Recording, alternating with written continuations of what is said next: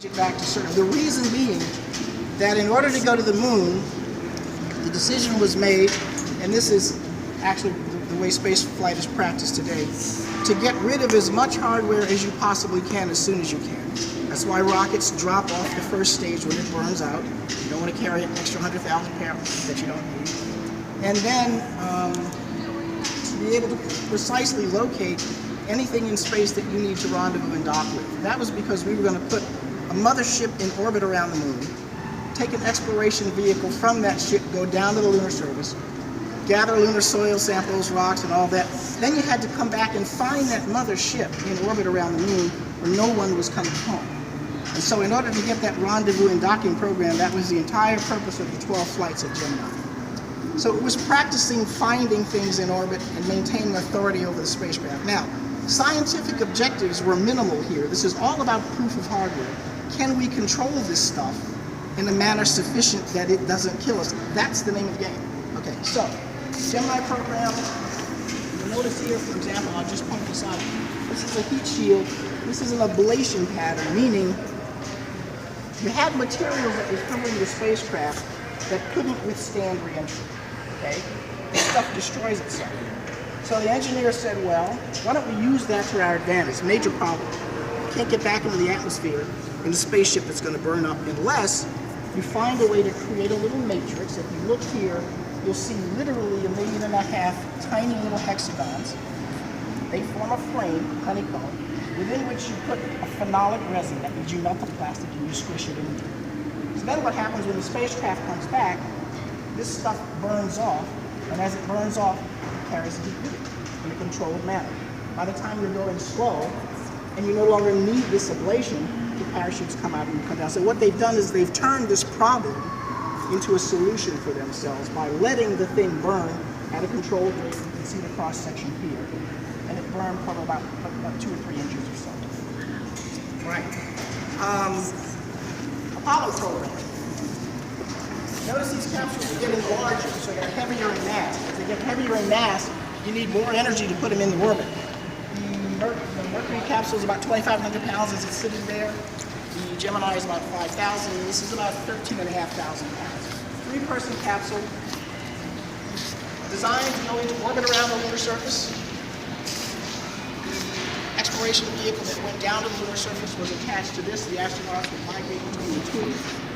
And this is the flight trajectory here on this graphic panel that shows how complex this was. Remember, the moon is in motion all the time.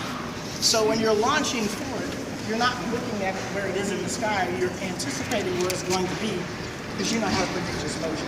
Right? When you launch from Earth, there's several pieces of hardware that have to reorient themselves. Once they reorient themselves, you go to the moon, enter the lunar orbit. In order to do that, you have to fire an engine to slow down. Because in space, things are absolutely rapid from where they're here on Earth. Once you're in space, you're moving along, nothing is going to stop you. So if you want to accelerate this energy, if you want to decelerate this energy. And so the whole world, the whole way of thinking has to be adjusted because you're in a strange environment. If you're parking orbit around the moon, you go down to the lunar surface. The first lunar surface exploration was only a matter of hours, and then it got longer and longer and longer, which makes sense. You know, you stick your toe in the water before you take a dive. And then finally you come back. It's a several-day trip, 240,000 miles.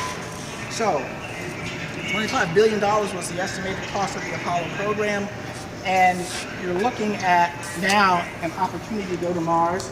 There was a huge debate about whether we should go back to the moon and get really proficient there before Mars, because Mars is 135 million miles away.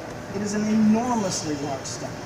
We may or may not be able to pull it off. 7 days, one way or round trip? Oh, it's about a 7-day round trip. To Mars is about 6 months. 6 to 7 months. No, to the moon. 7 days round trip. Yeah, 7 days round trip.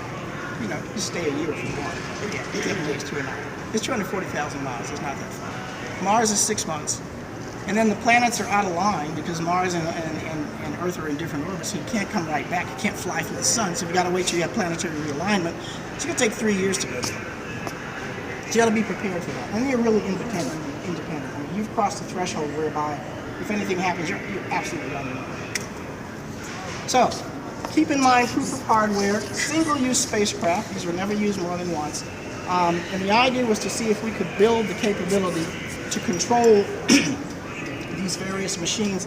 They were very tentative in terms of their design. I mean, there isn't much to all of this when you take a look at it. It's really crude by today's standards, but amazing when it flew. Just stunningly amazing when it flew. So, space shuttle program comes along, similar to today. We stopped flying in 1972. This particular capsule has a particularly interesting political history because this was a spacecraft that actually docked with the Russians with the famous handshake in space that took place in 1975. So it was the first time that the former Soviet Union and the United States at a national level had a collaborative effort. The scientists have always been able to get along with each other, not so much the politicians. So this was a joint effort between NASA and the Soviet Academy of Sciences, which is kind of like our National Academy of Sciences. And oddly enough, President Nixon, very conservative as you may know, opened the doors both to China and also to Russia. It was an amazing thing. 1975, we flew the Visser. The thing that made it work is because neither country was required to change the way it did business in spacecraft, and the Russians and the Americans do business in very different ways. And so what they did is they put a piece of capsule together which allowed them to do a rescue mission if each country's had an astronaut or a cosmonaut that was in trouble. So rather than modify the basic structure of how they fly or the basic structure of how we fly, we put a capsule together. It's actually called the docking module that allowed two completely differently designed spacecraft to share an oxygen component and a safe environment so that astronauts and cosmonauts could move back and forth with their hands. So it was an amazing solution to what otherwise would have been an impossible problem. So there's both politics and technology and science, all kinds of really, really cool stuff involved in space exploration. I have a question. You said the scientists got along fine. Was there communication and collaboration between them frequently, or just sort of in terms of ideas they got along? Communication and fabrication was relatively infrequent, but they would share information at conferences just like you guys are doing. And those conferences were not just, I mean, those are international conferences to which many of the former Soviet scientists would attend, often in Western Europe. So let's